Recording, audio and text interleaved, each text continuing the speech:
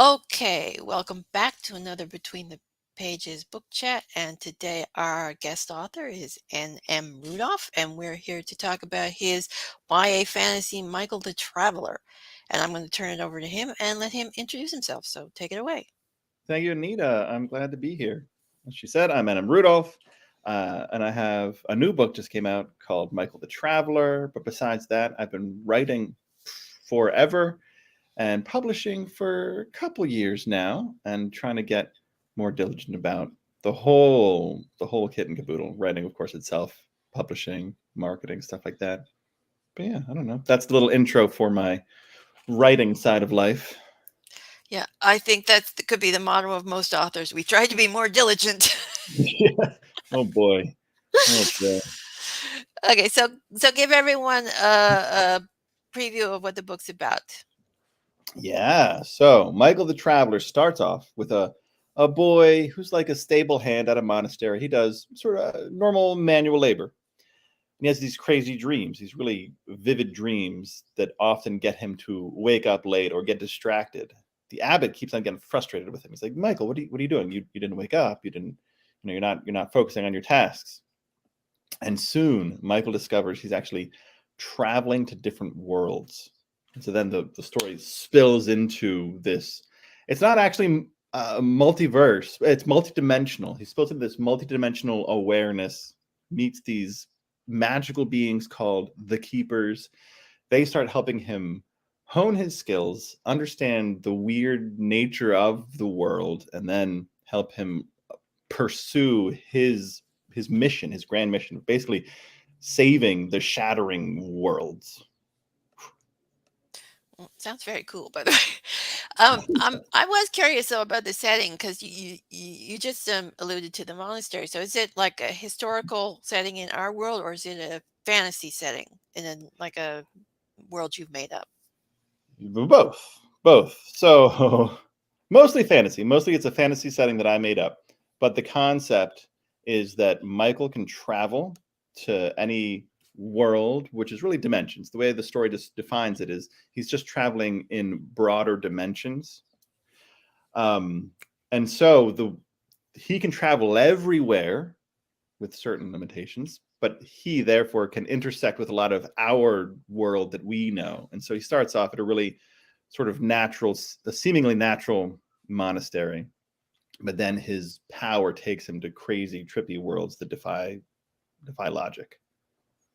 Oh, well, that sounds like a lot of fun. Actually, I tried. worlds that defy logic. You could do a lot of interesting things with that, I would think. I tried hard. Okay, so tell us a little bit about Michael. What's he like as a character? Yeah. At first, he's just young and timid, sort of confused by what's going on. At first, he thinks just with his dreams, and he's like frustrated by these things that are distracting him. And then once he gets thrown into this, an awareness of this bigger world, then he's just overwhelmed and frustrated at how powerless he feels. And so basically, Michael is like discouraged. He's young. Sometimes he's a little short tempered, and he is just trying to figure out what the heck he's doing and why. Even the big one of his big questions that seems never to get answered. He keeps on getting frustrated. Is he keeps on like, why is this? What is happening? Why is this happening this way? So he's like, I mean, honestly, he was sort of like a an avatar for me in expressing a lot of my own personal frustrations and like trying to seeking growth and like asking questions, feeling like the answers weren't satisfying, and then yeah, trying to expand. Okay, so it sounds like the book's a bit thematic. So what kind of themes do you explore in it? Yeah, thematic. Whew, that's a big question because it was kind of an experimental thing where I tried really hard not to confine myself. I kept on being like, okay, I need to find one plot line and just staple it down.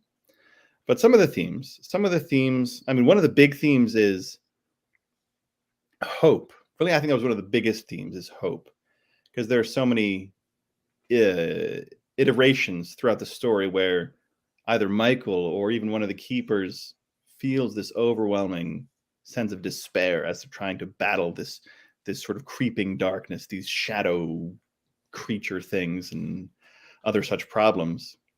And most of the time, the encouragement is like aimed from the keepers to Michael about hoping and it's going to be okay.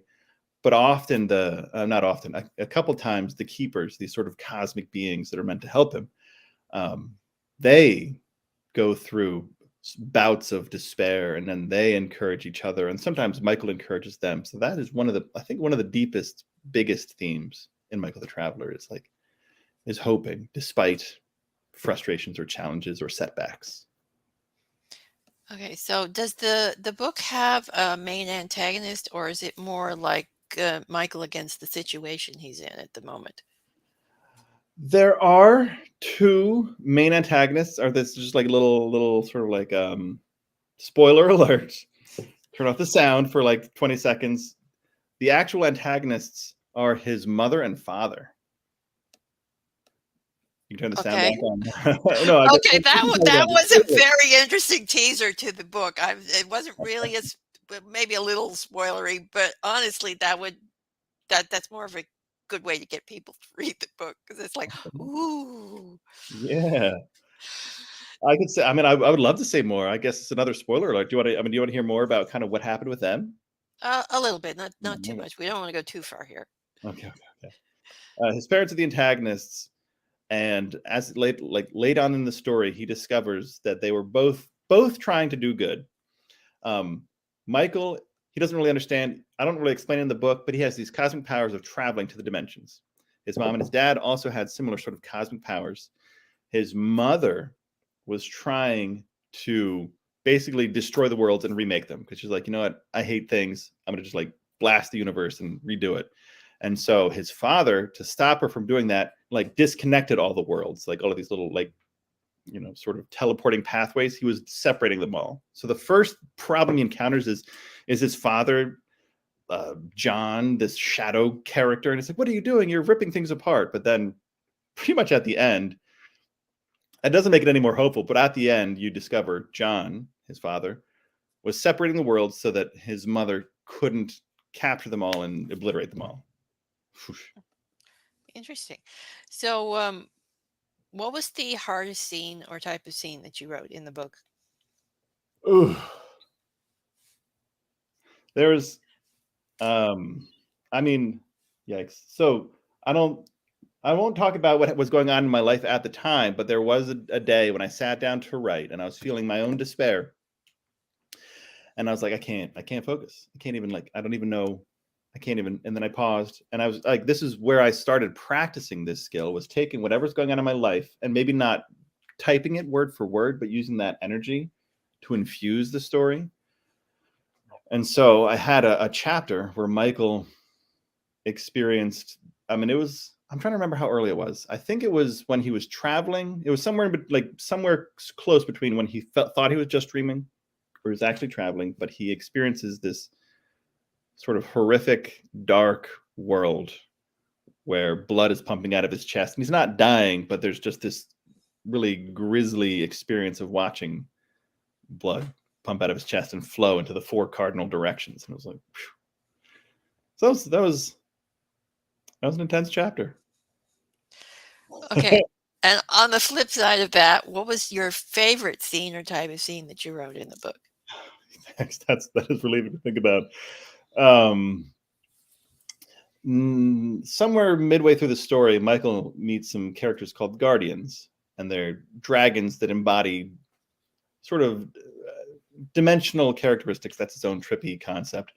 But they all have these sort of kind of cliche personalities, and I had a lot of fun just playing around with them. Some of them are a little flippant or sarcastic in a polite way, and some of them are kind of brooding, and some of them are lighthearted, and some of them are just plain old kind and hopeful and charming.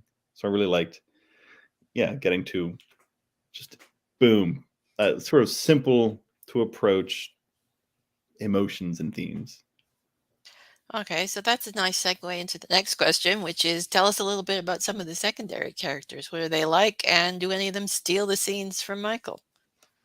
Steal the scenes. So there are a lot of secondary characters. I don't know how to scale it all. There are a lot of I wouldn't call them throwaway characters, but there are a lot of characters where he meets them briefly and then they're gone. And I liked them and I cared about them, but they didn't have a big role. And then there are, besides Michael, the protagonist, there are a whole lot of prominent characters. So like his parents are prominent. Arya, the ruby-eyed lady, she is basically his sort of co-protagonist. All of the keepers, there are four keepers. They're very prominent. I don't know if they ever steal the show, but because I don't know if it happened on purpose, but because Michael is sort of this youthful, self-doubting boy who's trying to, grow into himself, the keepers and other characters, yeah, they play big parts as they're helping him grow. They're sort of like mentors. Yeah. Would you describe them as that? Oh, for sure. Yes, I think I've even called them that, cosmic mentors or something like that. The keepers, for sure. Okay, so what is your protagonist Michael afraid of? Oh, jeepers. I mean, I feel like he's afraid of a lot of things. He's afraid of failing. He's afraid of not knowing what he's supposed to do, which probably overlaps with failing, but they're different, I think, different enough. Yeah, those are probably some of the biggest. Afraid of not knowing what he's supposed to do, and afraid of being trapped in that feeling of like, I tried this, it didn't work. I don't know what else to try, and I'm stuck being a failure, being useless. That's probably the biggest fear he's got, is getting stuck in that. Yeah. Yeah, I think that could be relatable to a lot of people. We all kind of have that fear of failing and not knowing what to do at times. Yeah. So, do you have a favorite character? And you can say no. Do I have a favorite character? Oof. Probably Kanisko. Kanisko is the keeper of the intuitive resting places. It's got its own weird meaning. She's one of the keepers. She's one of the cosmic mentors, and she's really passionate. She doesn't hold back, but still, she's got this deep, piercing kindness that, like, is as strong as her sort of unrelenting purposefulness. The reason I say unrelenting purposefulness is a lot of times Michael is like, I don't know what to do, and she's like, well, that's too bad. I'm going to go like shove you over the cliff and you're going to figure out how to fly real fast, kind of thing. So Kanisko, but she's also very tender. And so when I don't know, I feel like she has this great intuition for when it's the right time to like just hug Michael and cry with him, or to dance, or to toast to the end of the world, or things like that. She's really Hmm. sweet. She sounds like she's a bit of a mother figure. Yeah. Yeah. I think she's somewhere in between like mother figure and like maybe big sister. But yeah. Okay, so you obviously write fantasy. Are there any other genres that you've written in or would like to write in? I Michael the Traveler was almost science fiction. I feel like I could pretend that it is if I wanted to stretch some of the rules I made up. But I haven't written them yet, but there are a couple other stories that I've either begun or outlined that are relatively not plain in the sense that they're dull, but plain like this is indeed science fiction. Yeah. You want to give us a little teaser on those, or Oh man, yeah. anything else you've written you can give Yeah. us little teasers for? I'm that. My struggle is just always knowing when to stop talking about my literature. um, let's go. So I've envisioned a time knight, like a KNIGHT, a time knight, and there's this young man who is actually a historian, but he's part of this order of knights that are meant to protect time, protect truth, protect history, and most of the time their stuff just looks like traveling around in time, kind of recording and paying attention, bringing it back to the modern. This is set however many millennia into the future, but they bring it back to modern times and store it away in the vaults of information so that they can understand life more. That's the Hmm. basic premise. There's more to say about that, but yeah. Oh, sounds interesting.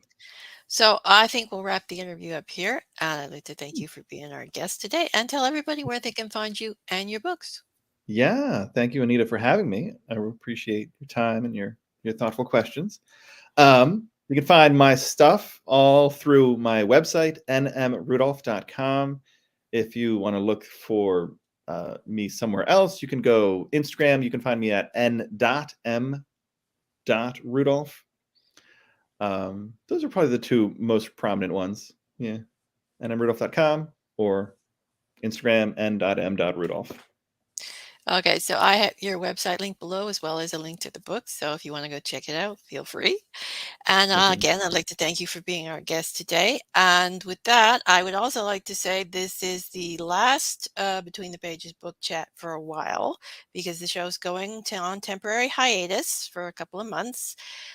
We will be having periodic shows popping up because I'm going to be interviewing some of the horror authors from Crystal Lake Publishing in the next few months. So look out for them.